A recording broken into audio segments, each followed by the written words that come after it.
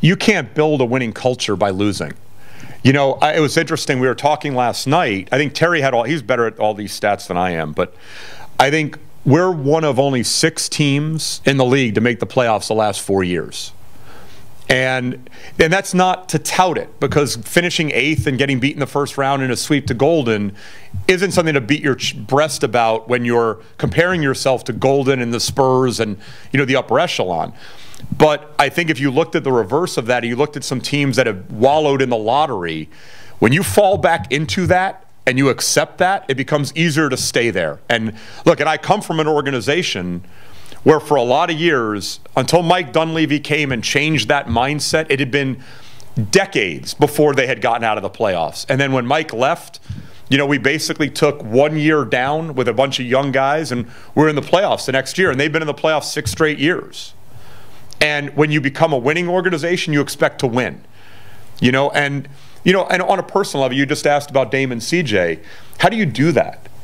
You know, how do you sit here in July and get a guy to extend a contract and commit to you long term like CJ did and Dame did the year before, and then look them in the eye and say, we'd rather have the 10th pick than the 15th pick? You can't do that. You can't ask them to do that and then come October turn it on again and go, great, the organization believes in us and we're all in, and not have them looking over their shoulder in February thinking, well, if we have a lull, they're going to bail on us and look for the next guy. So, one, you can't do it ethically. You can't do it for a fan base that sells out that arena every single night. Okay? I mean, when things were at its worst, we were selling. I mean, there were 20 organizations around the league that would have killed to have the gates, right, and the attendance we were having at a time when we were 23 and 33 and underachieving. So you can't do it to them either. But you also can't do it if you wanted to. Unless Dame and CJ were going to go to Fiji for 2 months, I mean, they were going to help. They were going to win games. Guys like Aminu compete, and Mo, and you know, like, and Evan Turner, who was hurt, wanted to come back and make an impact. So it was never even viable. And honestly, you know, when you look at some of the drafts, I think you and I actually talked about it at one point, right? Well, we lost a bunch of games at the end of 1 year. We had the 10th pick. Go back to that draft with C.J. McCollum and redraft that draft. Go back. He was 10th. You know, there's times, ironically, when having a later pick allows you to take a player that maybe conventional wisdom and groupthink dynamic doesn't allow you to take earlier. You know, we've all seen examples of, oh, this guy slipped and now we have to take him, when really your heart was set on someone else. So there's times when maybe it's not even expertise of getting a guy later. It's more about the fact that it gives you the opportunity to take someone without the immediate reaction of how could they reach and how could they take him. By that same token, did you have to convince them that trading for a first-round pick and a 22-year-old center was not tanking?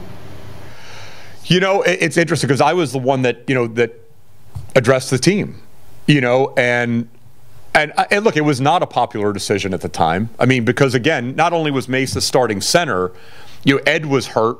You know, he was beat up at the time. You know, Myers was struggling. We hadn't played Noah at 5 at all, you know, to that point. And I'm going to tell them, you know, hey, we're trading your guy. But we did it. And, you know, and I think Terry made the point, hey, we put ourselves in this position where the organization has to start looking more long-term because of the fact that we haven't performed at the level. Like, if we had been 33 and 23 instead of 23 and 33, I don't know that we make the deal.